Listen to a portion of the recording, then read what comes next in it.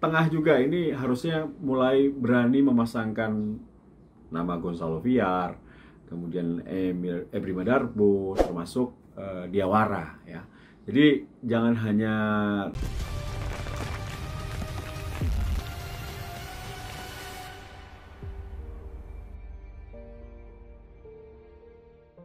banyak kekurangan yang dimiliki oleh AS Roma di bawah Jose Mourinho. Siapa yang salah? Tidak ada yang salah. Ini namanya adaptasi. Pelatih baru dengan pemainnya, ini tentunya dibutuhkan masa adaptasi. Apalagi ini pandemi kemarin, kondisi pemain banyak yang cedera, banyak yang terkena COVID. Kemudian pertandingan juga tergantung dengan jadwal yang sangat padat. Gue lihat juga jadwal dari AS Roma ini kurang menguntungkan karena langsung bertemu dengan banyak tim besar secara beruntun ya, atau kompetitor secara beruntun, ketemu Lazio, Juve, Napoli gitu. Ya meskipun itu bukan sebuah alasan besar, tapi gue ada beberapa catatan yang mungkin akan bisa merubah permainan AS Roma setelah Jeorata ke-8. Jadi yang pertama, mungkin perlunya rotasi dilakukan oleh Jose Mourinho karena memang tidak hanya bisa mengandalkan 11 pemain itu saja. Karena dia harus lebih banyak memberikan kesempatan bagi para pemain di bangku cadangan.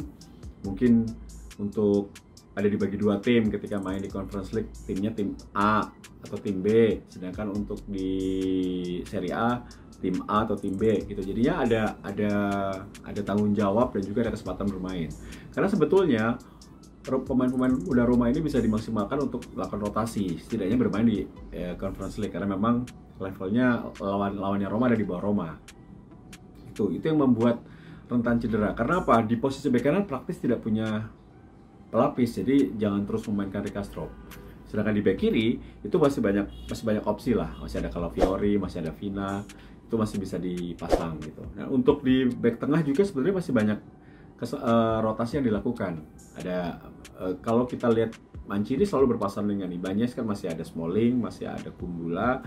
Tentunya itu masih bisa dilakukan rotasi ya, memberikan kesempatan pemain-pemain yang jarang mendapatkan bermain, sehingga mungkin suatu saat nanti dibutuhkan ketika pemain inti cedera dia siap gitu. Kemudian di posisi tengah juga ini harusnya mulai berani memasangkan nama Gonzalo Villar, kemudian Ebri Madarbo, termasuk Diawara ya. Jadi jangan hanya Cristante terus, jangan hanya Verto terus. Ini tampaknya akan mudah dibaca oleh lawan juga, dan mereka tidak kreatif dan mereka kelelahan juga gitu. Mereka bukan gelandang kreatif loh, mereka gelandang pekerja keras ya, tapi bukan gelandang kreatif. Kalau mungkin memasukkan Gonzalo Villar itu sebagai opsi ya untuk bisa memberikan satu warna lain, sehingga tugas Pellegrini tidak terlalu berat gitu. Nah, untuk di kanan jangan Zaniolo terus. Masih ada Carlos Perez, ini pemain La Masia, pemain dari Barcelona, bagus banget ini. Barcelona aja, salah satu kekecewaan Barcelona adalah ketika mereka melepas Perez secara tidak dipinjamkan gitu loh. Langsung diberikan untuk Roma gitu. Ini sebuah penyesalan bagi Barcelona.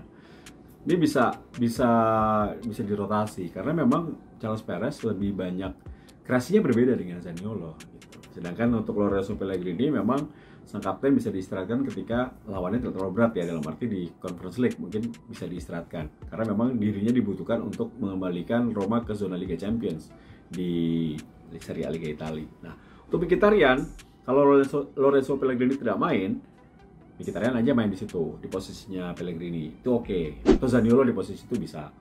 Nah, untuk di kiri ini kan masih ada El Shaarawy. El Shaarawy itu lagi punya keinginan masuk tim nasional Indonesia, Italia di Piala Dunia nanti. Tentunya ini ada sebuah keinginan, dan dia di bawah Mourinho mainnya bagus gitu.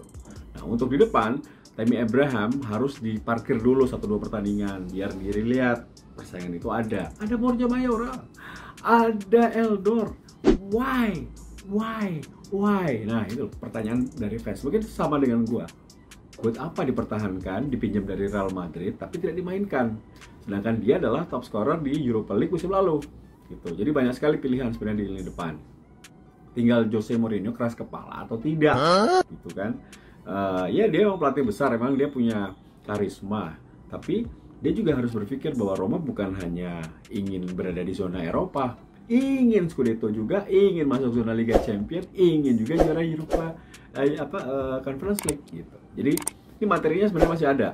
Jadi kalau bisa gue katakan pemain-pemain dari Roma saat ini memang tidak banyak yang siap tampil ya untuk kacamata Mourinho. Kita bahas satu persatu. Rui Patricio oke, Rick Kastrop oke, Mancini oke, Vina oke, Ibanez oke, Mkhitaryan oke, Verto oke, Cristante oke, Pellegrini oke, Zaniolo oke, Tammy Abraham oke. Di bangku cadangan, El Shaarawy oke, Shomurodov oke, Calafiori no, Diawara no, Ebrima Darboe oke, kemudian Carlos Perez oke, Gonzalo Villar no, Borja Mayoral no, Dan Reynolds no, Gungulan no. Praktis hanya 15 pemain. Plus anggap aja Spina sembuh 16. Plus Smalling 17. Hanya 17 pemain yang masuk dalam pemikiran Mourinho menurut gua. Itu pengalaman gue lihat beberapa pertandingan.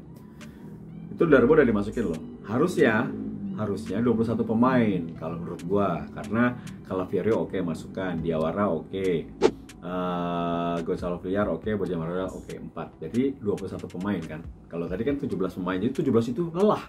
Ya enggak? Jadi tambah 4 lagi deh Mourinho. Jadi 21 pemain, buat apa punya 25 pemain yang didaftarkan tapi yang main cuma 17 gitu. Dan kan lawan-lawannya rotasi dilakukan dengan sangat banyak ya dilakukan ya.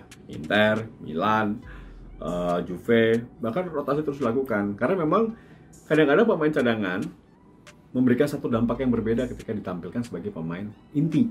Tuh, lagi-lagi sih, gue seperti mengingatkan kepada diri gue sendiri. Gue udah tahu bahwa Mourinho itu tidak pernah mengganti pemainnya kalau belum cedera atau kartu merah. Dipakai terus gitu. Nah kalau dia fit, dianya moodnya bagus terus ya nggak apa-apa. Tapi kalau dia lagi off day, gimana gitu, sulit gitu kan ya, harus berani sih. Terus jangan keasikan menyerangmu. Nah, catatan berikutnya adalah harus pertahanan Gradel kadang-kadang juga dipakai dong, biar orang-orang tahu bahwa Roma punya pertahanan yang bagus gitu. Jangan hanya menyiksa penjaga Rui Patricio terus, kasihan gitu kan, penyelamatannya banyak banget, terus juga lama-lama kebobolan mulu.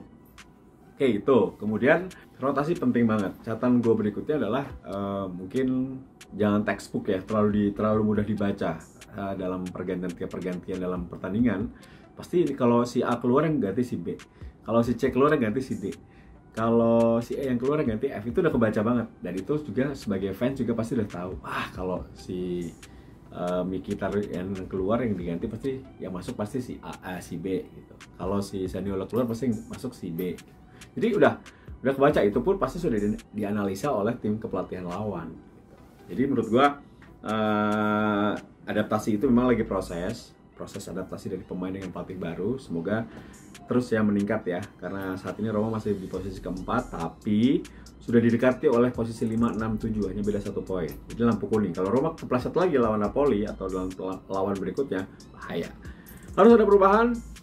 Optimisme dari Romanistik ini sangat besar, meskipun banyak yang mengatakan bahwa Mourinho diganggu oleh Newcastle. Biarin aja, namanya juga klub kaya ya kan. Tapi kan semoga aja.